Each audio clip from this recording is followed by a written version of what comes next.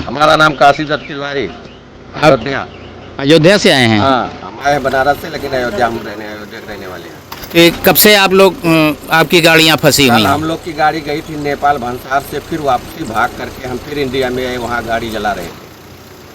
तो आप लोगों को एंट्री नहीं मिल रही है कल से? नहीं, क्यों? अब उधर नेपाल बंद है, इसलिए कहाँ जाने दे रहे हैं। तो आप सरकार से क्या मांग करते हैं? हम सरकार से मांग करते हैं हमको बॉर्डर से निकाल दें, हम लोग जा करके कहीं माल को डाउन करके हम फुर्सत पा जाए। अल्ताफ है जी। अल्ताफ जी, कितनी परेशानी आप लोग को हो रही है, क्यों हो रही है, क्या लग रहा है कि आपको क्या क्या विवाद हुआ है? बॉर्डर बंद कर दिया गया है जी झगड़े की वजह से। हाँ जी, तो अभी आप लोग कितनी परेशानी झेल रहे हैं? हम परेशानी झेल रहे हैं जी। बॉर्डर खुला होता हम गाड़ी खाली करके अपना माल भर के वापस चले जाते। अब बॉर्डर बंद हो चुका, तो जब तक नहीं खुलेगा जब तक नहीं करेगा। क्या मांग है?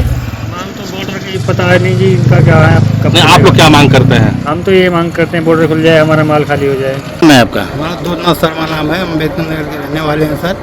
बनारस से जो है प्लास्टिक दाना लोड करके आए नेपालगंज का, जो है सब भंसार हो गया था यहाँ इंडिया का। नेपाल भंसार से हम लोग वापस आया है इंडिया में, जब वहाँ आगे नहीं होने लगी, उधर दंगा हो गया तो हम लोग भाग के ज़बरदस्ती इधर आए हैं।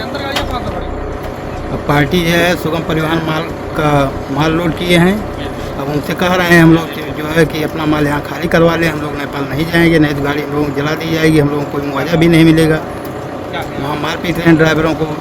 तिवारी नाम है। क्या दिक्कत हो रही है ड्राइवर साहब, आप लोगों को कितनी गाड़ियाँ फंसी हैं? काठमांडू और नेपाल में ये दंगा हो गया है, इसकी वजह से कल गाड़ी मेरी पास हो गई, वापस कर दी गई इंडिया कस्टम से। गाड़ी अंदर जा नहीं रही, अब कितने दिन अंदर है कोई पता नहीं है। और यहाँ खाने पीने की कोई व्यवस्था नहीं है, खाना बनाने नहीं देता है प्रशासन।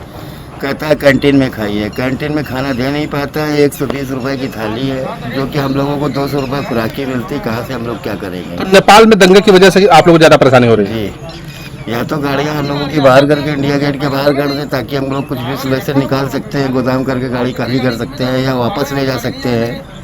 कंपनी से ना बाहर आने दे रहे हैं, ना कुछ हो रहा है। खाने पीने की बहुत ही प्रॉब्लम है। कितनी गाड़ियाँ फंसी हैं? कम से कम 100 गाड़ियों के ऊपर होगी। ठीक। आपका क्या नाम है? ओमवीर। ओमवीर, कहाँ से आप आए हैं और कहाँ जा रहे हैं? मैं जिला मुजफ्फरनगर से आया हूँ। क्या मुझे जाना है इसमें नेपालगंज में। तो कब से फंसे हुए हैं यहाँ? परसों रात से आया हुआ हूँ। क्या माल लेकर के जा रहे थे? इस गाड़ी में लैब का सामान। क्या दिक्कत आ रही है आपको? दिक्कत तो यही है, आपके इधर अभी कागज वागज कल दिए थे, वो पास नहीं हो पा रहे हैं अभी तक, और उधर जाने के लिए भी बोल नहीं रहे हैं, क्योंकि उधर दंगा हो रहा है ना नेपाल के अंदर, नेपालगंज में। और आपकी क्या मांग है? मांग क्या है सर, खाने वाने का सिस्टम भी सही नहीं है, और खाना भी यहाँ 120 रुपये की थाली देते हैं अंदर कैंटीन में। पार्किंग जो लेटरिन बाथरूम है यहाँ पे बाहर नहीं है, अंदर है। अब यहाँ बाहर गाड़ियाँ खड़ी है, बताओ किधर जाएँ? जंगल है, इधर धान लगा है। कितने ऐसे ट्रक चालक हैं, ट्रक्स हैं जो नेपाल जाना चाह रहे थे, और उनको यहाँ पर कितने दिनों से यहाँ पर सुरक्षित रखा गया है?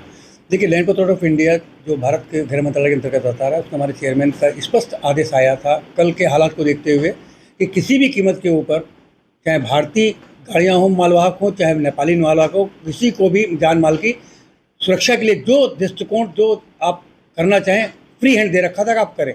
उसी आदेश के अनुपालन में हम लोगों ने जैसे ही हालात बिगड़े, जैसे आपको पता है कि बंकी में क्या हालात हुए थे, जितनी गाड़ियाँ टैंकर ऑयल के, डीजल के, पेट्रोल के, जितनी गाड़ियाँ एक्सपोर्ट होकर यहाँ से निकल गई थी, पैसा दे के जा चुकी थी, उन सबको हम लोगों ने तुरंत सारे गेट खोल कर वापस बुला करके, और आज की तारीख में इस समय हमारे पास कल 310 गाड़ियाँ टोटल हम लोगों ने वापस बुला करके अपने पार्क की, रात भर उनको सुरक्षित रखा, और जो एम्प्टी गाड़ियाँ थी उनको वापस इंडिया भेज दिया गया।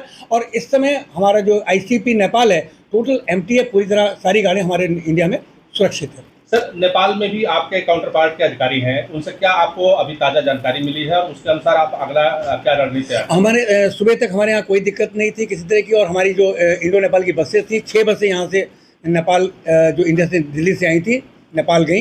लेकिन अभी ताज़ा जानकारी मिली कि वहाँ पे सेना ने कर्फ्यू लगा दिया है, और स्थिति समान होते ही फिर से आवागमन चालू हो जाएगा।